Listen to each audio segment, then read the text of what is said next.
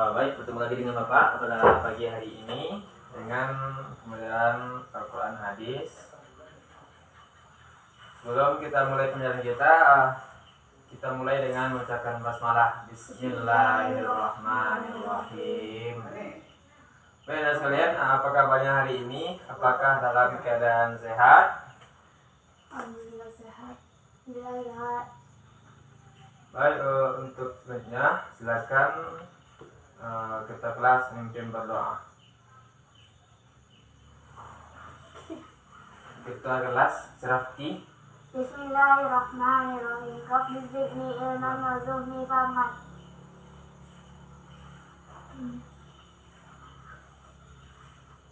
Baik, untuk selanjutnya kita berbagi di materi pembelajaran Al-Quran Hadis dengan materi perilaku keseimbangan hidup dunia dan akhirat, ya. Sebelum menjelaskan, sebelum kita masuk kepada pembelajaran, saya ingin menyampaikan kepada Ananda, mengingatkan Ananda untuk selalu meluruskan niat, ya. Meluruskan niat bahwasanya dalam meniti kehidupan, baik itu Ananda pertama adalah dalam menuntut ilmu, ya. Segala sesuatu itu tergantung dari niatnya. Jadi Ananda sesuai dengan perilaku dengan hidup dunia akhirat ini ada hubungannya dengan Ananda sekarang. Kenapa? Karena dengan Ananda menuntut ilmu, memiliki ilmu, bisa mendapatkan kebahagiaan dunia dan juga mendapatkan kebahagiaan akhirat. Jadi Ananda bisa menyeimbangkan pola hidup di dunia dan juga pola hidup di akhirat. Sebagaimana sabda Rasulullah SAW, "Man arada dunya fa'alai bi ilm, wa man arada akhirah fa'alai bi ilm, wa man aradahuma fa'alai bi ilm." Barang siapa yang bahagia dunia, maka milikilah ilmu, dan barang siapa yang bahagia akhirat, maka milikilah ilmu. Dan barang siapa ingin bahagia kedua-duanya, maka milikilah ilmu. Jadi itu salah satu yang akan Ananda dapatkan dengan untuk ilmu. Ananda akan mendapatkan kebahagiaan dunia dan akhirat. Jadi sebelum kita memulai pembelajaran, betul-betul diluruskan niat, ikhlas, sehingga Anda bisa memahami, menerima pembelajaran yang akan Pak sampaikan. Baik Anda,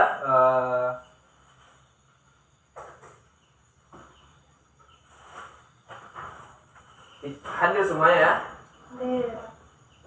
Baik, untuk pembelajaran kita di minggu lalu siapa yang masih ingat? Apakah masih ada di review di rumah? Diulang?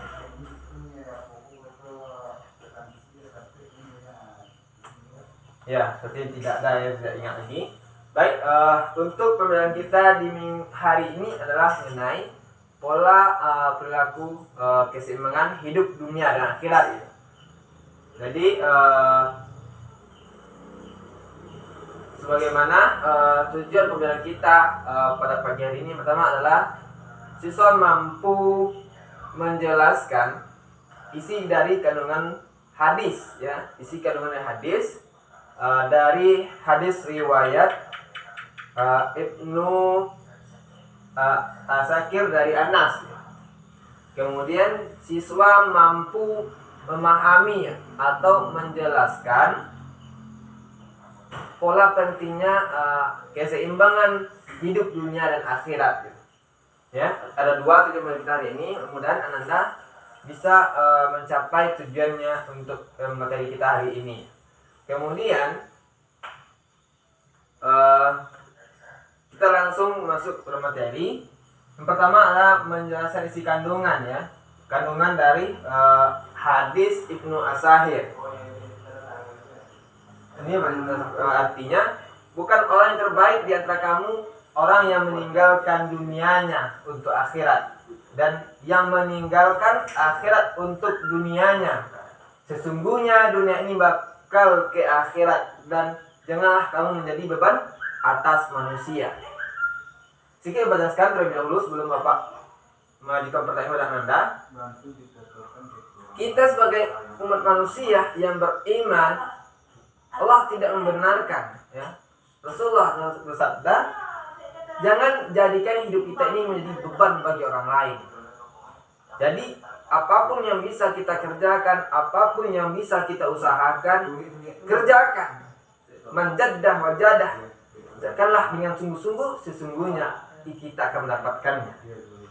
Jadi jangan pernah kita menjadi beban bagi hidup kita ini, menjadi beban bagi hidupnya orang lain dan atau manusia yang lainnya.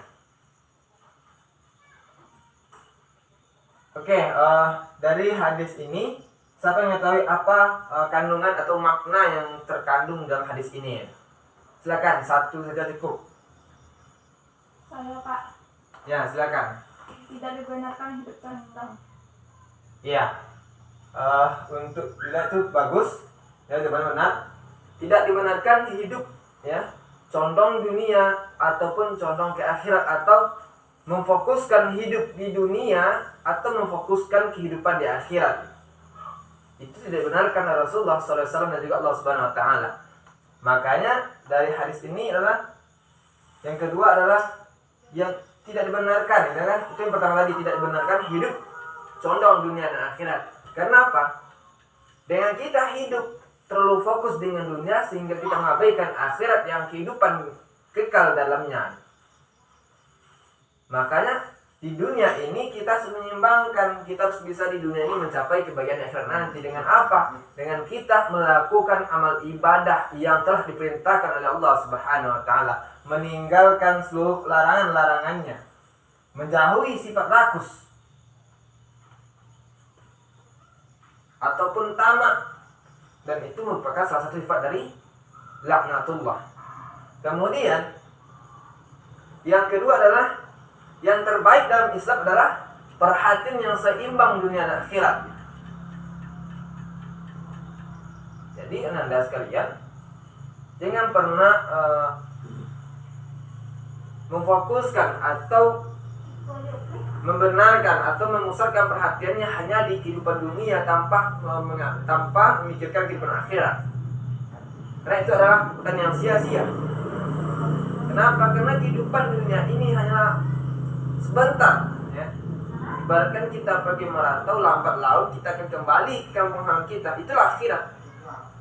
Kita di dunia ini merantau, nanti di saat ajal kita dijemput oleh Allah Subhanahu Wa Taala, maka kita kembali ke kampung halaman kita, yaitunya akhirat. Yang di sana kehidupan kita kekal di dalamnya. Kemudian yang ketiga, dunia, ya. Dunia ini merupakan salah satu bentuk bekal, cara kita untuk mendapatkan bekal ke akhirat, bekal kita untuk mendapatkan kebahagiaan di akhirat. Jadi, ya, bekal.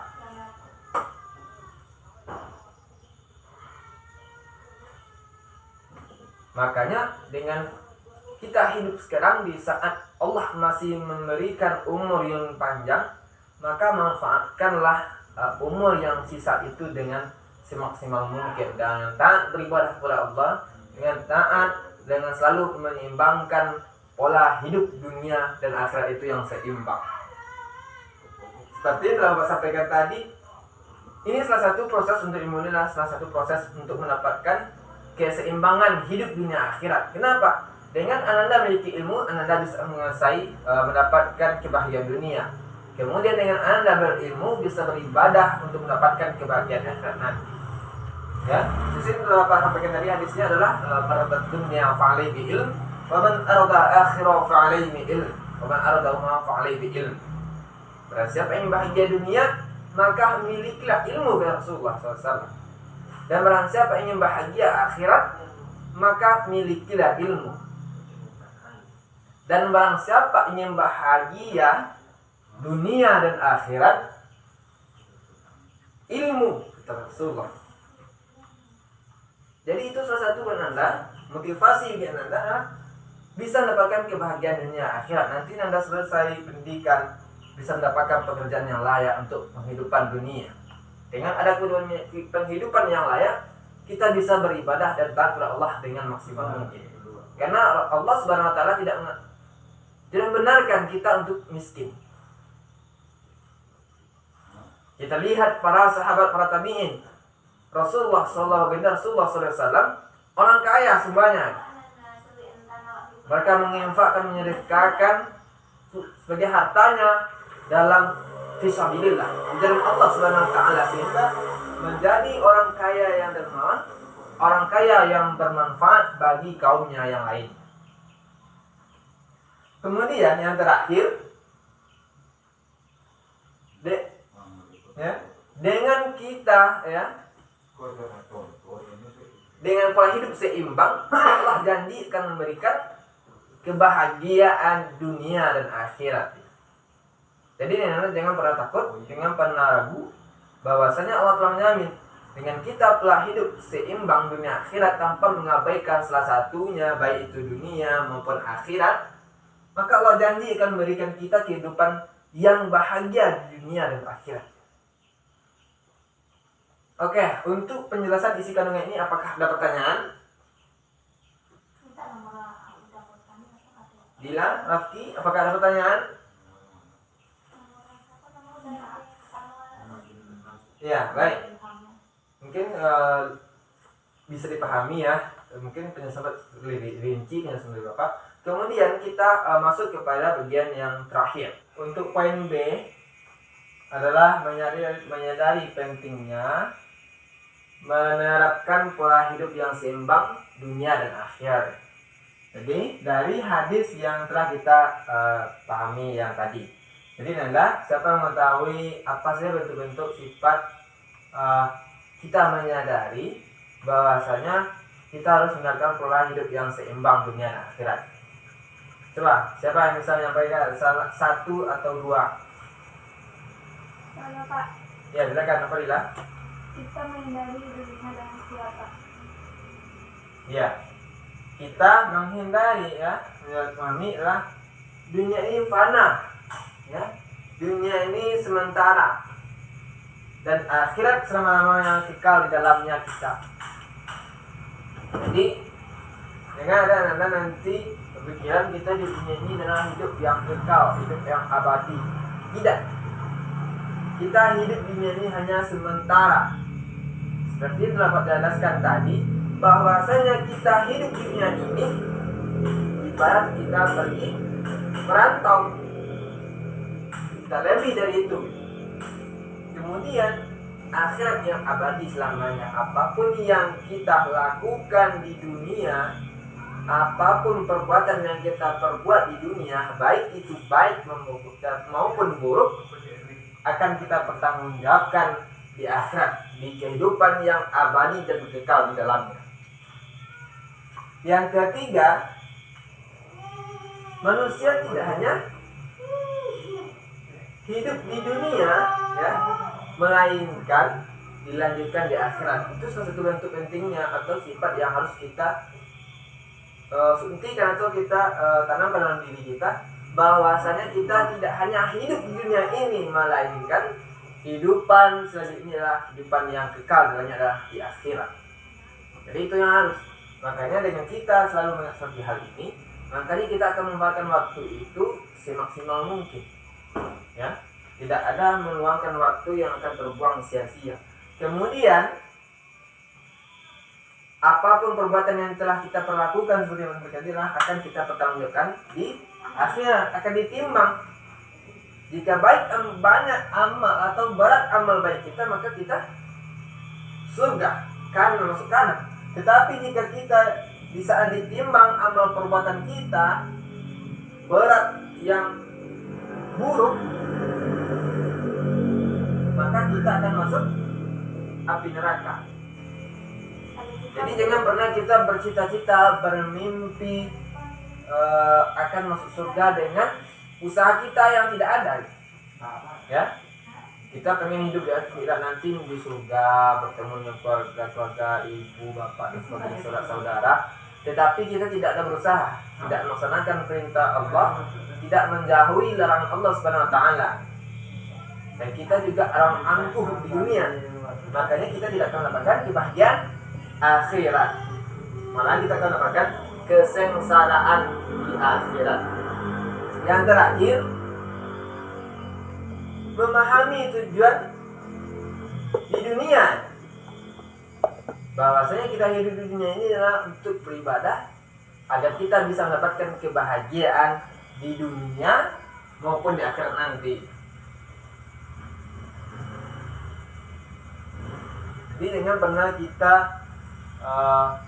buang waktu itu atau kita sia-siakan waktu, maka selagi ada waktu maksimalkanlah.